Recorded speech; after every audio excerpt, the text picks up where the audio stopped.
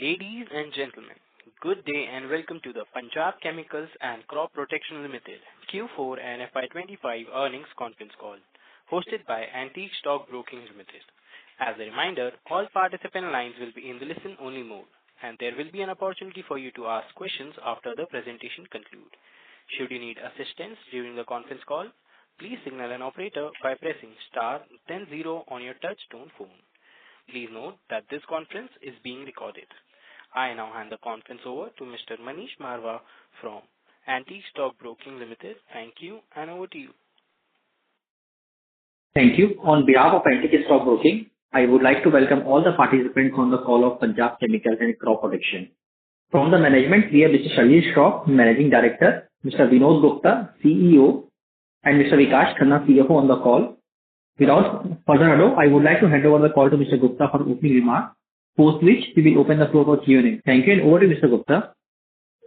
Yeah, thanks, Manish, for organizing the call. Good afternoon, everyone, and thank you for joining us today. It is my pleasure to extend a warm welcome to all the participants in this season's conference call. We genuinely value your time and appreciate your ongoing interest in our company's performance. I trust you have reviewed the financial results and investor presentation that we have uploaded on stock exchanges. For today's call, I am joined by our Managing Director, Mr. Shalil Shroff, and our new CFO, Mr. Vikas Khanna. At the beginning, I am pleased to announce the appointment of Mr. Vikas Khanna as the CFO for Punjab Chemicals.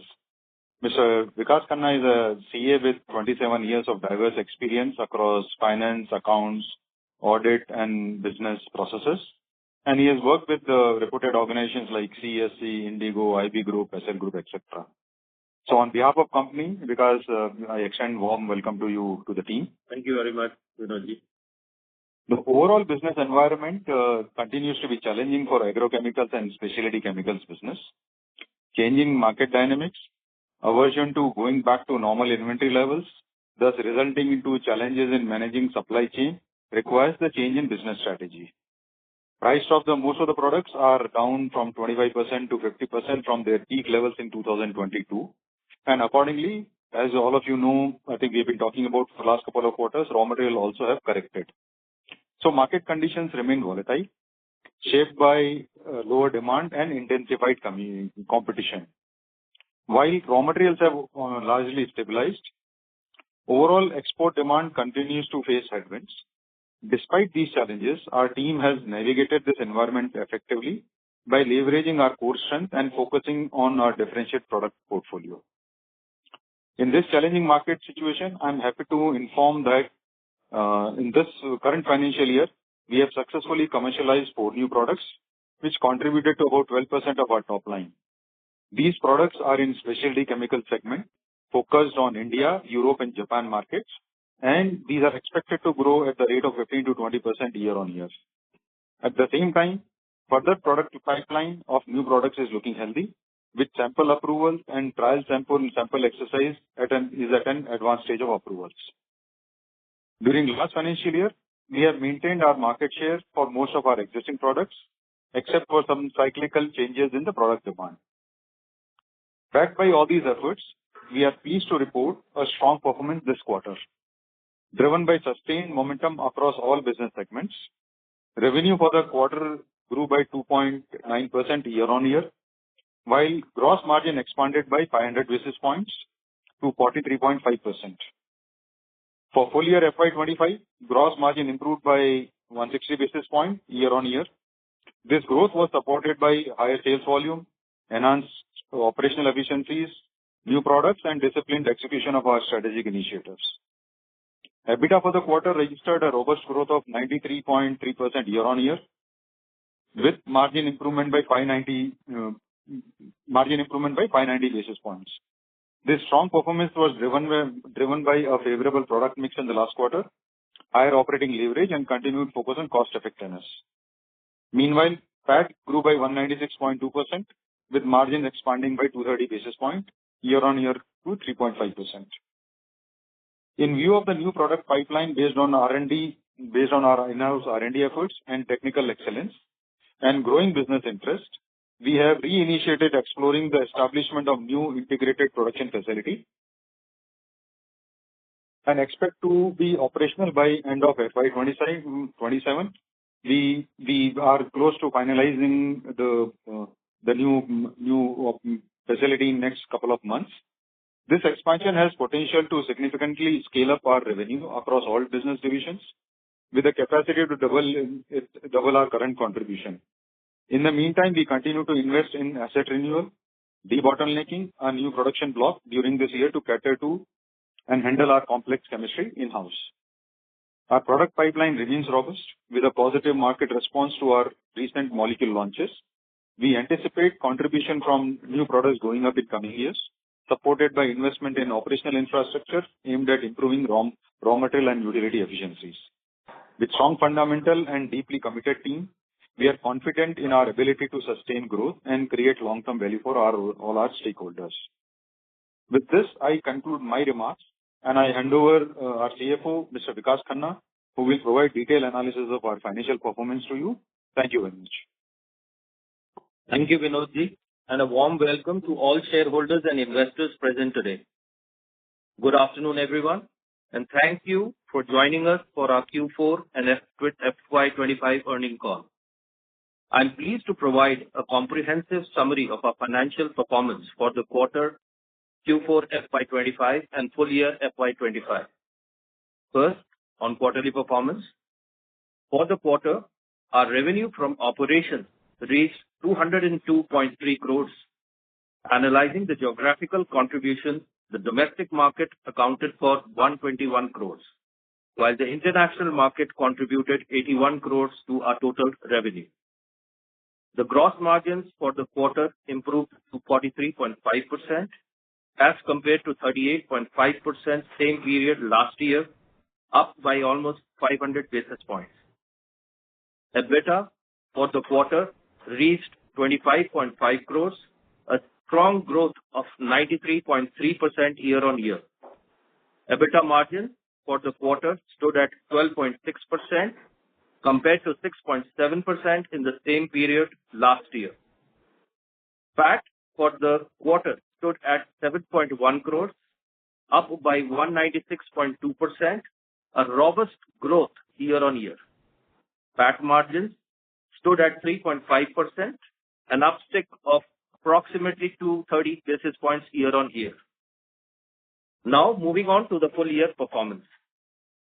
For the full year, total revenue stood at 900.5 crores, with the domestic market contributing 553 crores and exports amounting to 348 crores. Gross margin reported at 40.3%, making a year-on-year improvement of 160 basis points. For the year, EBITDA stands at 99.2 crores as opposed to 113.4 in FY24, a degrowth of 12.5% year-on-year. EBITDA margins stood at 11%.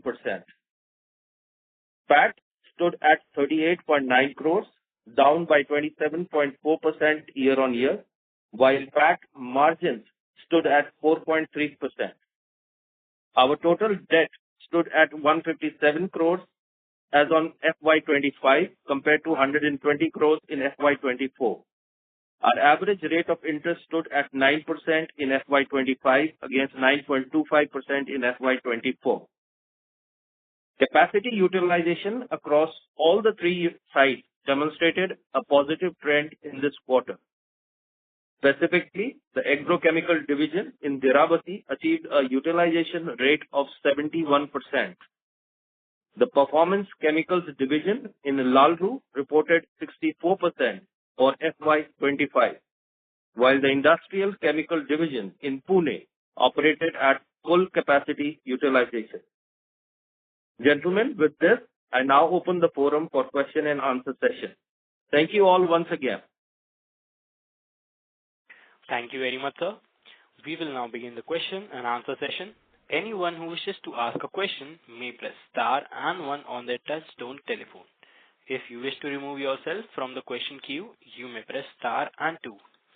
Participants are requested to use handsets while asking a question. Ladies and gentlemen, we'll wait for a moment while the question queue assembles.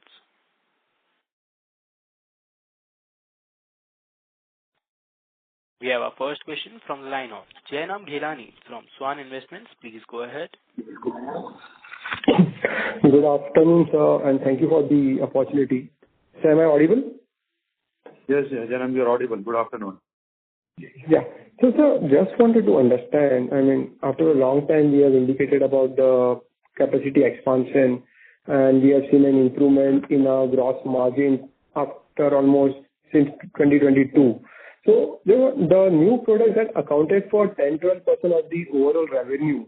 So, just wanted to understand, because last year, the new product contribution stood at 7%. If you can help us understand the growth of the product that was launched in FY24, how much did they contributed in FY25, and how do we see a growth of all those products in coming 2 years? So, I think the product that we introduced in FY24, that is continue to grow at around 15 to 20%. That is the guideline I think I mentioned in my opening remarks. So that growth continues this year also, and we are expecting similar growth for next 2 to 3 years because these are new launches and our fresh approvals are coming in place. So that's the kind of growth we are seeing. And then this year again we launched 2 more products, and those 2 new products have added another 3% of the top line in this year, which again will grow at similar volumes of similar rate of 15 to 20%. So that means it's fair to understand that the product that was launched in FY24, which was 5 products, and 4 products which launched in FY25, 9 products, all these products in totality contribute to around 12% of the revenue. Yes, at the moment, yes. Yeah. And how do we see as a growth in our base product? Because if you look, the base product has degrown by almost 21% on year-on-year basis. Definitely one can understand that there was a pricing pressure. But you can help us in terms of the volume and pricing from current year. How do we see the growth of the base business? So I think I'll split your question in 2 parts. First part is that whether we have maintained our market share or not, because overall demand has been low in last 2 years. So I'm happy to say that we have actually maintained our market share for all our products. So there is no loss of market share. And in fact, we have gained some market in some new geographies in the last 2 years. Now, majority of the degrowth has been on account of pricing. So if I have to give a rough split, it's not an exact split because it is product to product. 70% degrowth is because of pricing, and 30% is because of the lower volume. Now, this lower volume is because of overall demand being low, but we have maintained our market share. So even in tough market situation, the positive sign from our side is that we have been able to maintain our market share, including some market share acquisition in new markets also. So as the market is recovering, we are hopeful to regain the volumes and increase our volumes in going forward for the next 2 to 3 years. So taking current pricing into scenario, and maintaining that assume the current prices prevail, how do we see the growth of the base business for 26-27? And our assessment is we should be able to see a growth of around 20%. In the range of, I think around 20% growth will be there in this financial year. Okay, so 20% in the base business and 15 to 20% in the new product contribution. Right. The third, just looking at your balance sheet size, if you look, our revenue in second half has grown by, we have reported almost 400 crores of revenue, 430 crores. But at the same time, our inventory, which was 160 crores in the first half, has jumped to almost 220 crores. So what was the reason behind sharp increase in the inventory? So what we are doing is, we are also aligning some of the product production cycle and asset utilization metrics. So say, for example, some products which are, say, in demand only, say, up to September, what we decided strategically, okay, let's start a production a bit early rather than starting only in April and not cater to the market requirement. Now, given the overall, because all the companies do not want to carry inventory on their books, we decided to produce that material and take that as an inventory in our books. And now, as the moment the new financial year has started, we have started liquidating that inventory. So it's a strategic call taken to build the inventory so that we can start selling the product in Q1, Q2, one. And two, also it helps us to balance out our asset utilization throughout the year. So these were the two reasons why we took this strategic call, and that's why you have seen inventory going up. And this will gradually, you will see inventory levels going down to normal levels by end of Q1 slowly, and by end of Q2, I think we'll be back to normal levels what we had in the past. Just to add to what Vinodji is saying, if you see the inventory has gone up from 132 crores to 222 crores in FY25, and one of the reasons would be about 25 crores of inventory which was lying in transit as on 31/3/25. So, and as Vinodji has rightly said that, in order to honor our order book positions, we've created some amount of inventory which will get diluted as we move forward in Q1 and Q2 FY26. Sure. So that is 25 crores is the order deferment, probably which will be reflected in the Q1 numbers. Absolutely. And along with it, there could be some liquidation of the inventory. So definitely the coming quarters look much better as compared to the second half of FY25 that what we reported. Yes, right. Yes, sir. Is right, sir. And in terms of the new facility that probably you will be announcing in next couple of months, and we are expecting the new stream to come online by FY27, right? Or FY26? No, it will be in line only by FY27, and it will be developed in phased manner. So this will be, I think we have developed a 4 to 5 year plan around the product and the kind of chemistries and the capability that we'll have at the new facility. So we expect that to go on commercial production by end of FY27, and then gradually add more capacities as we add more products to our portfolio. And how much do we expect to spend for that? Oh, sorry to interrupt, Mr. Jaina. Can we please request you to rejoin the queue? Last question, please. So I think overall capex layout for this new facility over a period of 4 years is going to be anywhere between 250 to 300 crores. Sure, sir. I have a follow-up questions. I'll come back in a queue. Thank you. Okay. Thank you. Thank you. We have our next question from the line of Ankit Gupta from Bamboo Capital. Please go ahead. Yeah. Thanks for the opportunity. So my first question is, on the new capex that we are looking for, the new greenfield capex. So, given how the industry has been over the past 2 to 2.5 years, tough times, and most of the companies have stalled their capex plans or are not looking to go ahead with the capex. And in our case also, our capacity utilization, there's still some room available for capacity utilization, especially on our Diversified plant, and even Lalru, of course that's a smaller capacity, but on Diversified we do have some capacity available. So what is the thought process behind management going ahead with this or looking for this capex? Do we have some firm orders in hand, or we have some visibility of new products or existing products ramping up? So if you can share your thought process behind the new greenfield capacity that we're looking for. So I think first of all, let's look at our current capacity utilization. Now, as all of you know, that agrochemical product has a cycle. So peak demand starts from somewhere in March and gets over by September. So between March to December, our Diversified unit utilization is more than 80%. Only in Q4, when the demand is low, the capacity utilization goes down, and that's why you see a lower capacity utilization for Diversified. Even for Lalru, if you see year on year, we have been able to improve the utilization. And overall yearly utilization is at 64%, and Q4 utilization was up more than 70%. So we are hitting a limit on our capacity being available for the peak demand, because this is a cyclical demand. So that's the first reason why we want to look at the capacity expansion.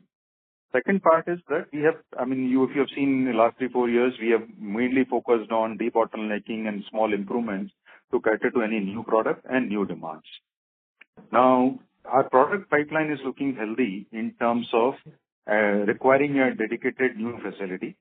That's one. And also, we are seeing good demand on intermediate specialty chemicals and also on our phosphorus business. So across various businesses, we are seeing fresh demands coming in. And we believe by the time this facility becomes commercial, market would have recovered. I think pricing remains a challenge, and that's where our technical expertise and R&D capabilities is helping us to compete in the market and serve both domestic as well as exports market. So given overall these dynamics and our new product addition, we believe that new investment in new capacity at this time is the right strategic step for us to take. Sure. And in the phase 1 of this capex that we're looking to complete by end of FY27, any tentative volume that we're looking to add from the phase 1 of the capex? I think those details, we'll probably keep it for a later date. We have a 5-year plan developed for the new site, but at the moment, we'll probably not comment on this right now because unless we have a final plan and confirmation with the customers, it's difficult for us to say. But yeah, there's going to be a significant upside is what we can say. And just to add to what Vinod said, when you asked regarding the new site, as you know that there are a lot of products which are going off patent, and Punjab has a very strong position with many companies abroad. And as in his statement, he did mention that we are working on certain projects where there are certain approvals happening. So that business plan is very robust, and we to cater to that demand because there will be huge capacities where we will require this new site to acquire to get these capacities fulfilled as per the customer requirement. Sure. And sir, on the growth for next year and the margins, as you have indicated in the previous callers, question that, the base business you're looking at, 20% kind of growth and the new products also will grow at 15-20% next year. So overall, on a company level, we should expect at least 18-20% kind of growth given you will also be launching some new products in FY26 as well. I think you've done your math very well. So, yeah. So first question on that, and what kind of margins can we look for next year? So our margins profile will continue to improve in the next year mainly because of this new product addition, and even for existing products, we expect the margins to go up because of our in-house initiatives on tightening raw material procurement, ability to, and in some cases, backward integration. So our margin profile will improve in the coming years. We'll not give any specific guidance, but overall we are seeing a positive uptrend on this. Sure. And growth is sorry to interrupt. 18-20%. This is just a follow-up. He did not reply. Yeah. On the growth front, on revenue growth front, if you can, you were saying something. I just said, Mr. Ankit, I think you've done your maths very well. So I think your numbers are right on the ballpark side. I think the numbers are correct, what you said. Sure. Okay. Thank you, Andy. Thank you. Ladies and gentlemen, in order to ensure that the management is able to take questions from all participants in the conference, please limit your questions to 2 per participant. Should you have a follow-up question, we request you to rejoin the queue. I repeat, please restrict yourself to 2 questions per participant. We have our next question from the line of Pritesh Chheda from Lucky Investments. Please go ahead.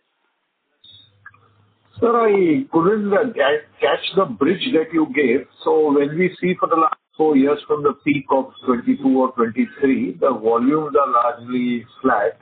So, and the revenue is down 5%. So what happened to the base business volumes and how much these new 9 products added to the volume? I didn't catch that number. So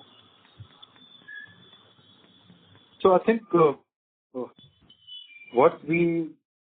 let me see on the new product side, I think it has now reached to around 12% of the top line in current year. And for our existing products, as I mentioned, I think we have maintained our market share Now, depending on the product, in some cases, observation I could. Sir, it's a very simple question. In a 25,000 ton volume that is there in the 4 year, so one is relative to the market, we understood that, but in the 25,000 ton volume, how much did the base business volume decline? And how much did the new 9 products volume was the contribution? We get some understanding on what happened to your base business and how much did come from your new products. So I think these products, because there are significant value differences, the tonnages generally don't make so much of a difference as against the top line and the bottom line. So then at the revenue front, is it fair to assume that if 12% contribution came from your new product and you have a 5% decline overall in the company, so the base business declined by 20%, and correspondingly your revenue was flat. Is that a proper assessment? So I think last year also we had about 7% from the new products. This year which has grown to 12%. So the degrowth is not that high. Degrowth will be around 12 to 12% or so. Mainly partly by volume and majorly by price. Okay. Partly by volume, majorly by price. Yes. Okay. Now, from here on, so what happened in the last 4 years is an erosion in your pricing, which impacted you to your EBITDA. I'm also surprised that a 12 to 15% volume contribution coming from new business, wasn't it at a much higher margin than your existing because it was cramps, so it should have contributed to your margin. So is there any other play to the margin other than this whole transition whereby the margins came down? So I think the current products, as we sort of entered the market, in some cases, we took a strategic call, and we have made this in earlier calls also, that we took a strategic call to make sure that we maintain market share, because once we allow competition to enter the market, and especially if it's a competition from China, then it becomes very difficult to enter again. So we have actually discussed with our customers, where even in the contract manufacturing arrangement, and have decided to split, take a hit on the margin on the existing products. Now, in going forward from this year onwards, we see that cycle coming back to normal, where we'll be able to restore our margins. So gradually, we expect our existing product margins to go back to normal levels. Also, we have put a lot of aggressive efforts on R&D for our efficiency improvement. So that is also will help us to improve our margins for existing products. So as an overall basket, our margins will improve going forward. Just a clarification and last thing. So margins will improve for the pricing correction that you have taken, or margins will improve for the cost correction that you are taking? I think cost correction is definitely helping us to stay put in the market, and we expect now pricing correction to start in this year. And in some products, we are already seeing some price correction. I mean, it's a mixed bag, because it's a very product specific market. I mean, if I say that whole agrochemical industry market prices are correcting, that is not the case. But we are seeing for our products, prices have stabilized and are seeing some improvement now. Okay, understood. Thank you. Reminder to all participants, please restrict yourselves to only 2 questions per participant. Should you have a follow-up question, we request you to rejoin the queue. We have our next question from the line of Viraj Mehta from Enigma Capital. Please go ahead. Just a moment. I think Mr. Shailesh Shroff's lines got dropped. Can you check that, please? Sir, he is connected with us now. He's connected? Okay, yeah. Fine. Okay. Oh, he's connected. My line. Shailesh, hello? Are you there? Yeah, sorry, I don't know what happened, it just disappeared. I'm back. Yeah. Okay. Right. Yeah, hi. Can I go ahead? Yes. Yeah, hi. So my first question is regarding the capex. You have announced a 250 crore capex.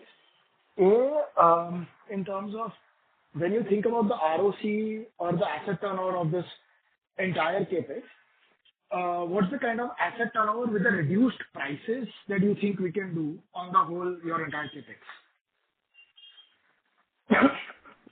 So I think your question is a very valid question, because I think if we had talked about the same question 3 years back, you were talking about an asset turnover about 3 times. But given the current market situation, we believe, and we believe that this will turn in by the time we go on stream. But still, we can consider about 2 to 2.2 times of asset turnover from these new assets. So Viraj, ideally, 2.5 to 3 times is what is ideal, but we are on a constant watch and we'll keep a very close eye as to, proper utilization of our assets. Right.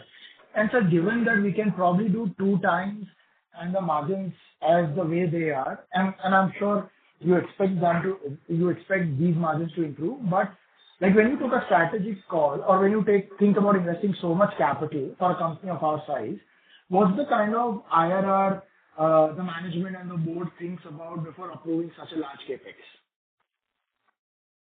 So, yes, I think general threshold that we have kept is more than 20% for IRR. And I think for most of our products, this threshold crosses, then only we sort of decide to go ahead for our any further investments. Also, some of these new assets will have much more complex chemistries and multi-step processes.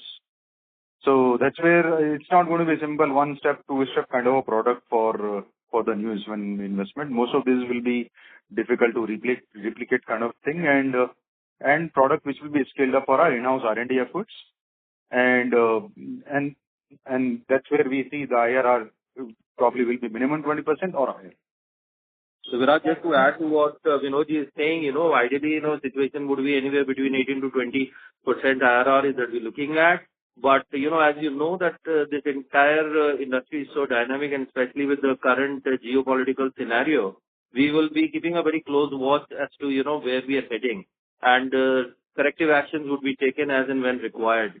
But yeah, as a ballpark figure, we would look at anywhere between 18 to 20% IRR from our new investments.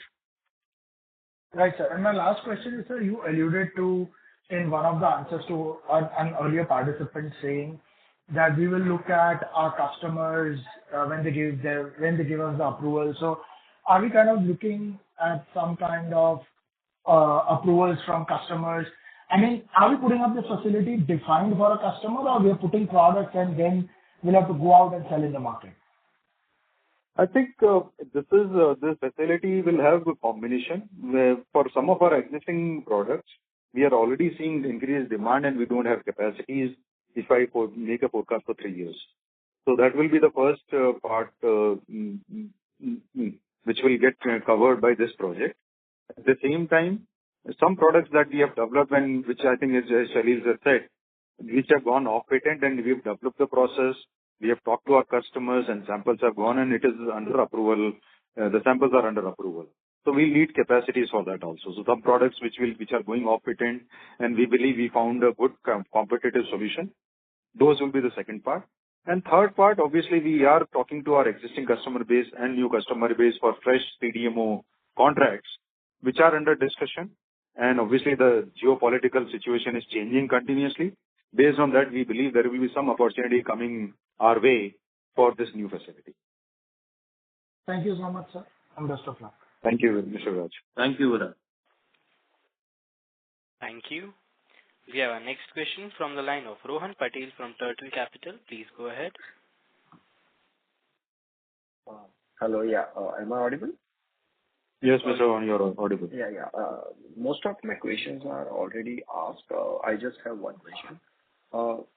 Seeing that we have managed the on volumes level and most of the fall is due to the pricing, but still we have managed the margins really well at around 13%. So can we take this as a base margin level and see improvement from here on, or you are still like bit, expecting margins to fall down from here? I think, Vinod, I'll take that. Sorry. Yeah. Go ahead. Yeah. So, as we did tell you that, with the new product mix, especially and with the new chemistries which we are looking on, so it's definitely going to be more than what we are at the present.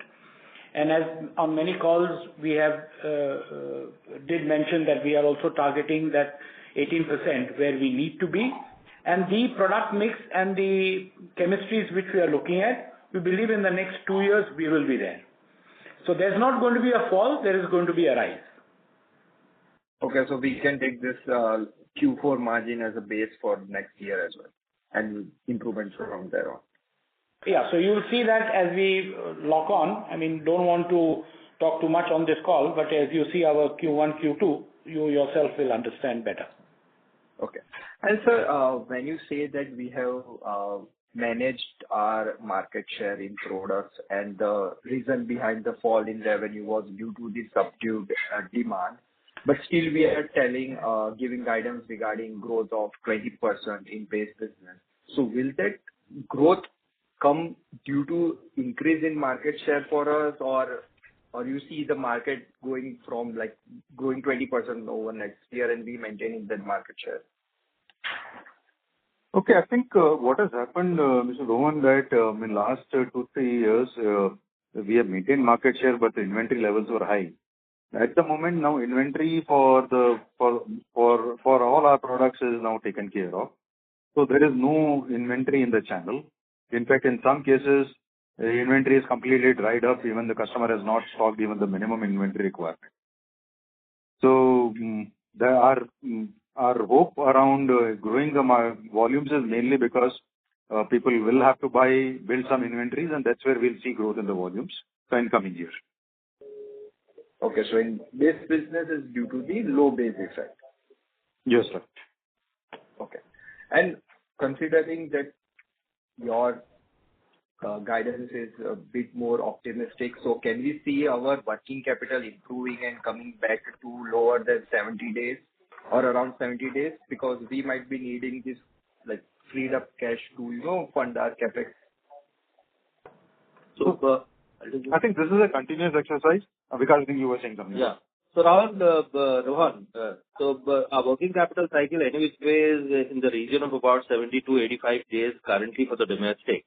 And with the kind of expansion that we are looking at and the kind of inventories that we've created, we are very hopeful that, going forward, we would have a better working cycle looking forward.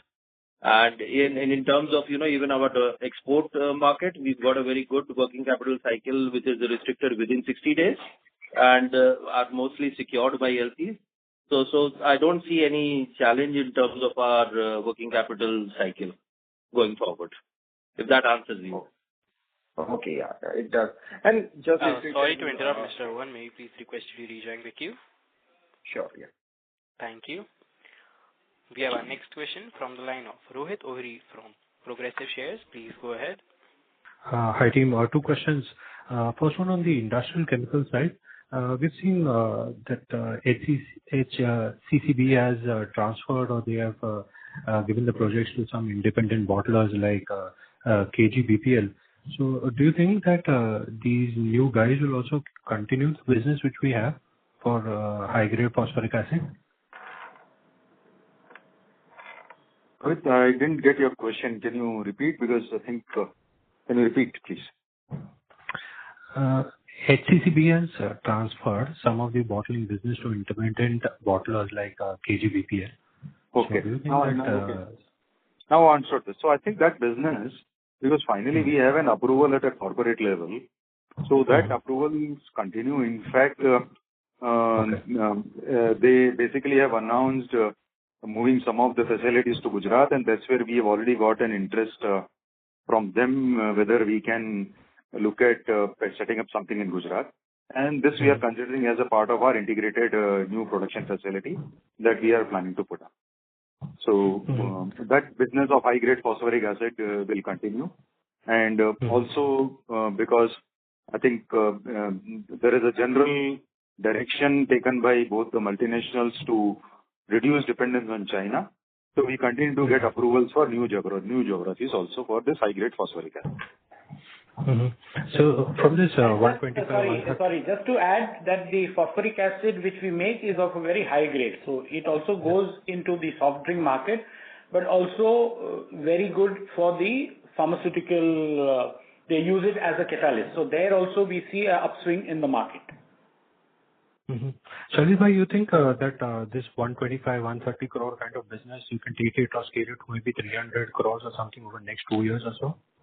Yeah, that is where I think in one of the calls, I think somebody had asked me the question. And, today as Vinod just mentioned that, reliability on China, and now, as you know, that the markets are opening up in Europe, US, especially in US with this big anti-dumping. So the phosphorus chemistry has a fantastic scope. The products which we are in have a very robust market in that geography, and we are very confident to achieve because our quality, our product, everything was approved, but was the pricing. But as we have said that we have also gone back to the drawing board, we have done our homework and tried to see to get the best efficiency with the best cost and the best quality. So in the phase 1 of the total expansion capex, which you mentioned, 250 to 300 crores, how much would you allocate for the phosphoric plant? So I think, at the moment, the phosphorus business is close to around 120 crores.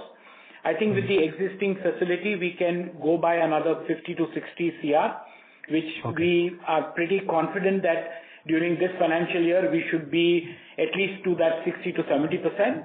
And when the new capacity, which will come in, that's where we will, have a similar line of revenue to work on. And as we get more into the different phosphorus, not only on the acid, but the other phosphorus derivatives, we believe the ballpark between that 120 to 140, we can easily take it to 280 to 300 plus in the next 2.5 years.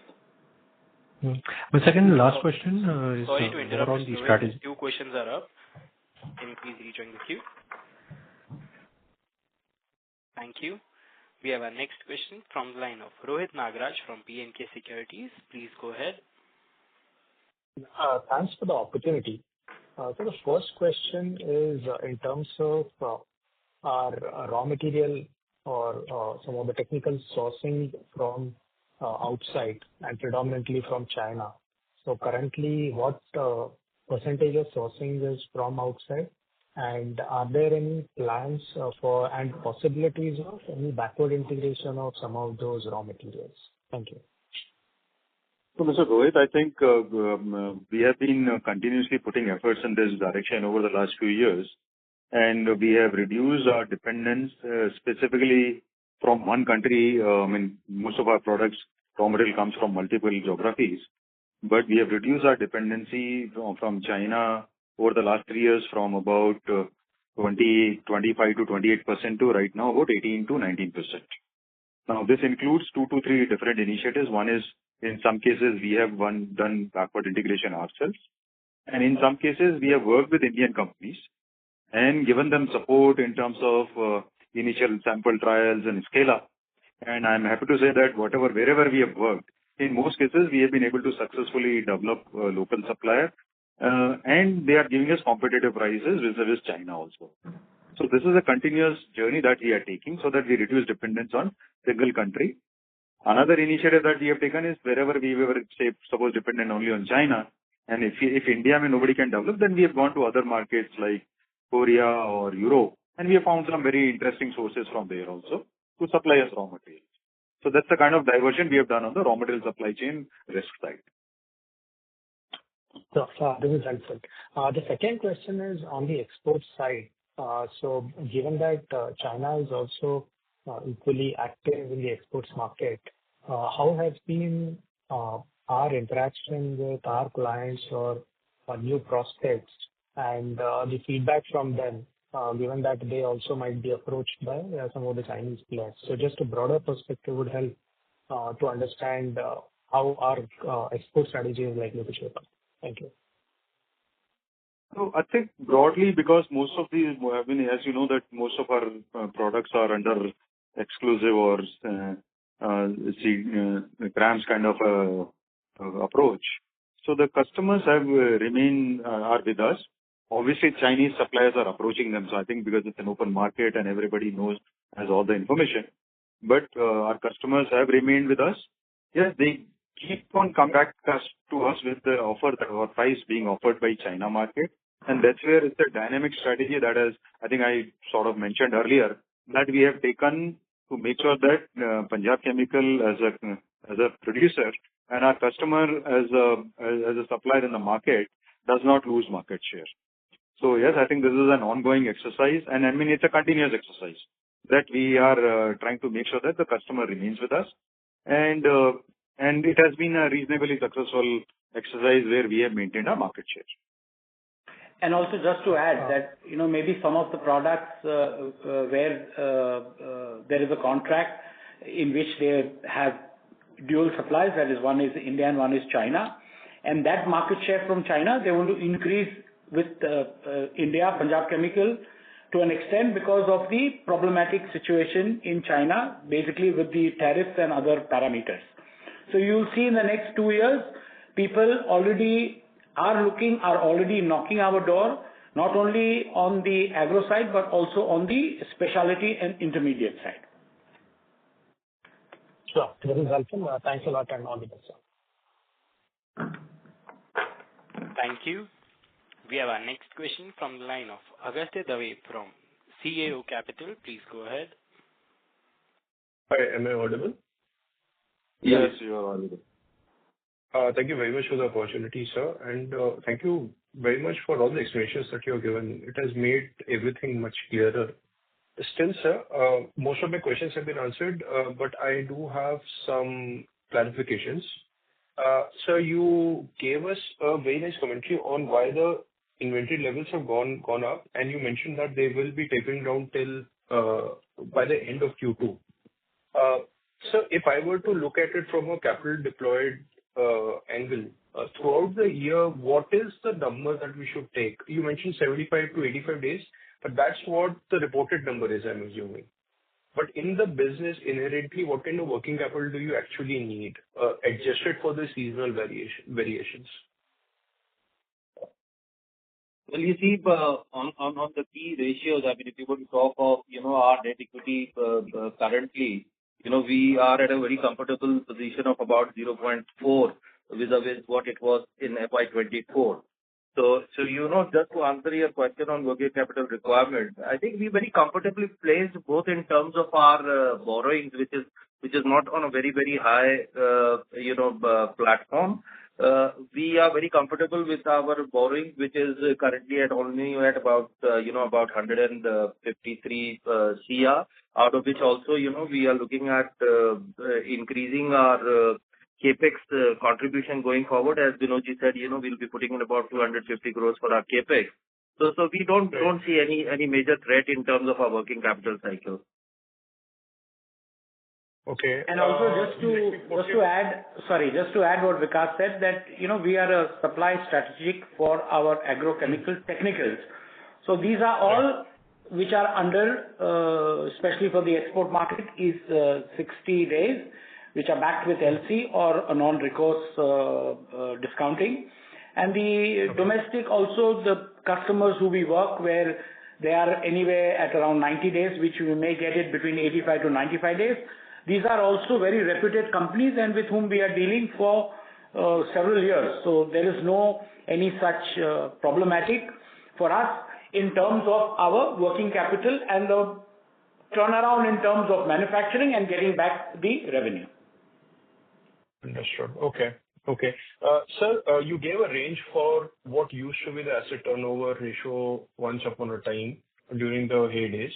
So that you said was around 3 times. And then you gave a number and then it became a range. So can you give a more can you repeat that answer again? What exactly would be for considering all the new launches that you are doing and the fresh capacity? For the fresh capacity, what kind of asset turnover are you expecting at the current prices? I think what we said is for the fresh capacity, asset turnover will be anywhere between 2 to 2.2 times is what we are expecting for 2 facilities. Existing facility, I think, partly we have depreciated asset, but anyway, we are investing a lot on as well. So, but I think as our asset turnover is anyway reasonably high already. Yes, sir. And final question, sir. It seemed to me that you mentioned that the number 18% with respect to the margins. Did I hear it right, sir?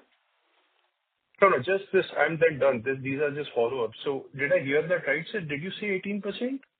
Yeah. So as I think somebody asked that, when we see 13% for this Q4, so I said definitely as you see Q1, Q2 coming in for the next year, you'll see that thing growing. And our aim is that between the next 2 to 3 years, our target is with the product mix, with the new products which are high value, with a better contribution, will be at around 18%. Great, sir. Thank you very much for giving me the opportunity and hosting the call, sir. All the best. Thank you. Thank you. Thank you. We have our next question from the line of Shaurya Paniani from Arjav Partners. Please go ahead. Hi, am I audible? Yes, Shaurya. Yeah, sir, could you give a revenue breakup of the 3 divisions like agrochemical, specialty, and industrial? How much they contribute? I think that revenue breakup generally is we don't give because I think these are all moving dynamics and from quarter to quarter. But at an overall business level, what we can say is that all the 3 business verticals are seeing a turnaround and are seeing better prospectus in coming quarters and coming years. Yes, sir, another question on the capex. So this 250-300 crore capex you are saying, so this is for just phase 1 or your entire 5-year plan, and how it is going to be financed? So I think it is basically this project will be obviously project timeline will be around 2 to 3 years for us to complete, and project financing will be a mix of internal approvals and some external financing. Because maybe you can respond. Yeah. So Shaurya, as it is very common with most of the organizations, when we're going for such kind of a capex, obviously, with the kind of current ecosystem that we have in the socio-political scenario that we're going through, it would be funded by external borrowing. Now, we are very, very closely monitoring as we said, we brought down our cost of borrowing in the current year. And going forward too, we are looking at the best case scenario where we could bring down our cost of borrowing. But yes, to answer your question straight away, it is going to be through an external borrowing. Now, we yet to decide whether it's going to be a domestic or a forex currency loan. But yeah, it is going to be a loan on our debt on our books for the new expansion. This is just for phase 1, right? For further periods, you will incur more capex? So the capex that we are saying is, as we said, it is going to be spread over the period of next 2 to 3 years. Okay. Yeah. Okay. So just to add, so as and when our expansion happens, because business talks, business discussion always happen on a year-to-year basis with the customers and new customers. So as and when it comes in, we will see best possibility to see what type of debt, what type of things we are looking into to ensure that our debt level does not increase and we are at what at the present we are working on to take it forward. Okay, sir. Thank you. Thank you, sir. Thank you, sir. Thank you, sir. I think we can take last 1 or 2 more questions. Okay, sir. So we have a follow-up question from the line of Jailam Ginani from Swan Investments. Please go ahead. Hi, sir. You mentioned that we are expanding our R&D team from 30 to almost double. So, sir, what was our R&D expense for FY25 and how do we see that going forward? You see, our R&D expenditure has been almost, we've kind of, done a reasonable amount of expenditure there, and it's been in the range of about 2 to 3% of our total cost. Has not been very high in terms of our, total expenditure. But as we move forward, as we find new chemistries being rolled in, as we find new molecules being developed, of course, we will try and maintain the same levels of our R&D. And just to add, please understand that R&D is the backbone of any organization. And for us to, with the way the world is moving and, with China, people are looking more and more into India, where we need to invest a lot into R&D, into people. So that will be always a continuous process. And if you see our investor presentation, you can, see, I think is one of the slides which, talks a little bit more about our R&D and what is the manpower and how we are looking at it. Yeah. Okay. And so at current pricing, what is the peak revenue that we can expect from our current facilities? So at the moment, our turnover, because also please understand in the last 2 years, in terms of revenue, the prices have also gone down. But having said that, where Punjab turned 1,000 crores, I think around 3 years back, and then we went to 936 and we are at 900. And with product pricing, which Vinod did mention in his opening remarks, and also I think during some people who spoke about it. So you should appreciate that the team has done a fantastic job in adding new products, maintaining that margin, and answering your question, the way we are looking at this, the 2 facilities, including Pune, if everything goes well with the revenues, what we are looking at should be around 1,500 plus. Okay, sir. That's it from my side. Thank you. Thank you. Ladies and gentlemen, that would be the last question for today, and I now hand the conference over to the management for closing comments. Over to you, sir. So thank you very much, everybody, and I hope me, Vinod, and Vikas were good enough to answer your questions. Please do understand there are certain confidentiality where I, with folded hands, say sorry, we are not certain product names, certain distribution among the products, we are not very clear. But as and when there is something, we can meet and satisfy all your questions. And once again, thank you so much for all your time. Have a good afternoon and a good weekend ahead. Thank you, Antique, for hosting this call. Thank you once again, guys. Cheers. Thank you. On behalf of Antique Stock Broking Limited, that concludes this conference. Thank you for joining us, and you may now disconnect your line.